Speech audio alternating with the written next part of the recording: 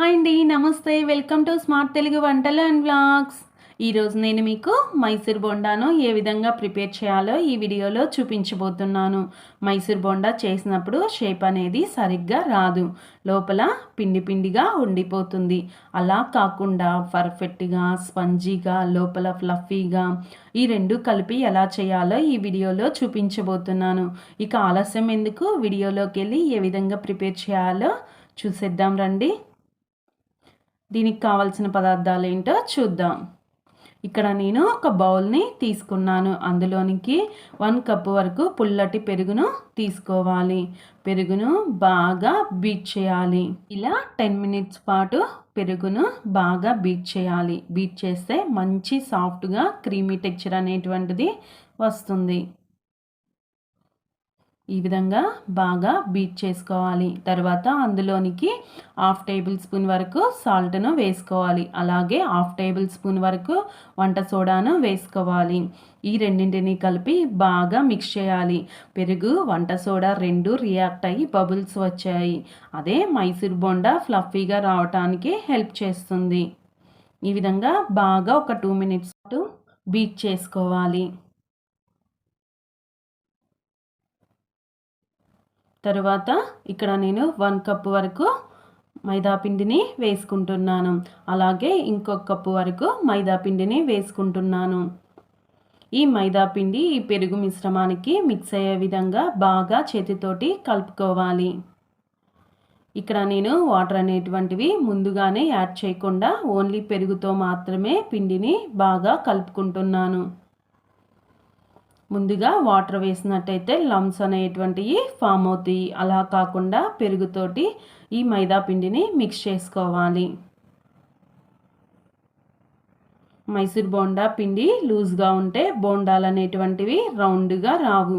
అందుకని వేడి నీళ్ళు కొద్దిగా వేసుకుంటూ బాగా కలుపుకోవాలి.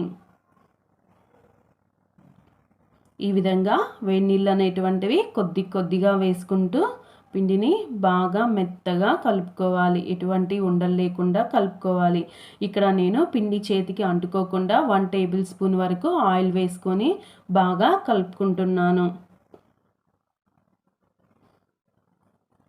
మనం కలిపినటువంటి పిండి కన్సిస్టెన్సీ ఈ విధంగా సాగాలి. మనం కలుపుకునే పిండిలోనే మైసూర్ బొండా టేస్ట్ అయినా టెక్చర్ అయినా ఉంటుంది. ఇలా కలుపుకున్నటువంటి పిండిని 5 నిమిషాల పాటు బాగా బీట్ చేయాలి.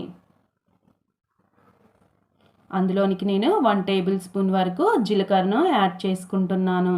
నేను ఇక్కడ ఏ విధమైనటువంటి కొబ్బరి కానీ కొత్తిమీర కానీ పచ్చిమిర్చి కానీ యాడ్ చేయట్లేదు.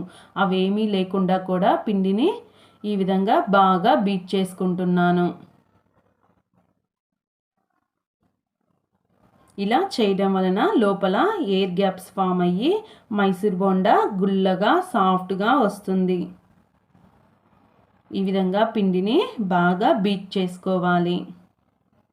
మనం చేసినటువంటి పిండి కన్సిస్టెన్సీ బొండాకి కరెక్ట్గా వచ్చిందా లేదా అని ఇక్కడ నేను ఒకసారి బొండాను వేసుకొని చెక్ చేసుకుంటున్నాను.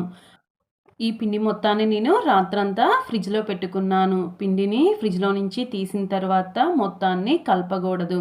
ఒక పక్క నుంచి కొద్దిగా పిండి తీసుకోవాలి. అలా తీసుకున్నటువంటి పిండిని ఆయిల్లో స్లోగా డ్రాప్ చేయాలి.